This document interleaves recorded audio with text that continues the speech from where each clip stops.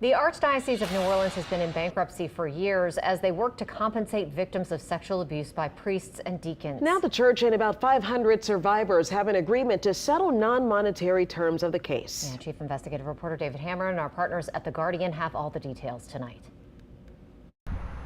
4.5 years into bankruptcy, the Archdiocese of New Orleans still seems far from compensating more than 500 survivors of child sexual abuse by clergy.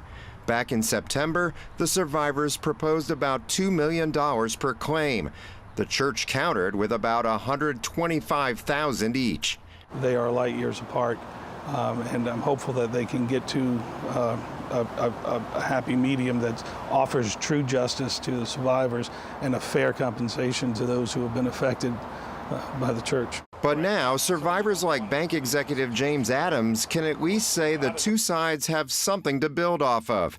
Today, they agreed in principle to settle on everything the church can do to emerge from bankruptcy, everything but the money. The fact that it's taken our church 4.5 years and more than $40 million to get to this point, well, I guess better late than never. The main proposal involves releasing the secret personnel files of accused priests and deacons.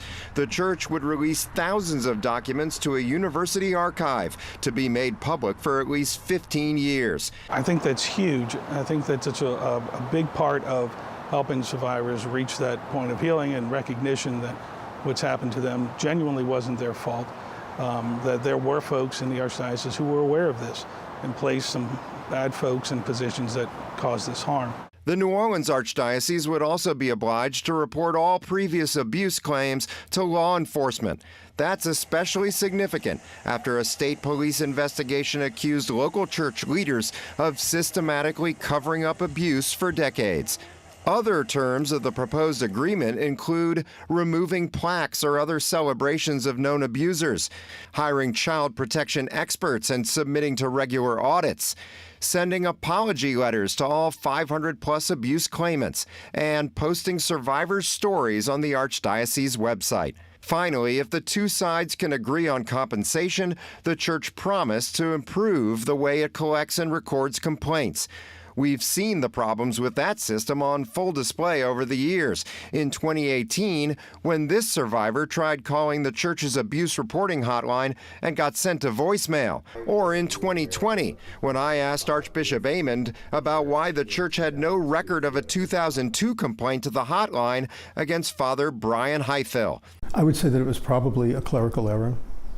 No excuse, but it was probably a clerical error.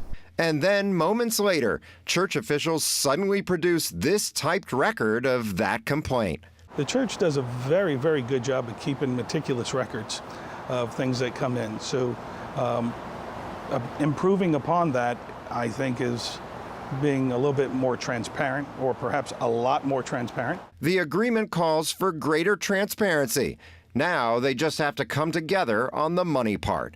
David Hammer, WWL, Louisiana. And Archbishop Gregory Amen released a statement hailing the agreement with the Committee of Abuse Survivors. It says in part, quote, "I welcome the new means to strengthen our existing effective programs for the safety and security of our children and all of our ministries. It is my prayer that our work with the committee will continue to be collaborative, keeping the survivors at the forefront of the discussion."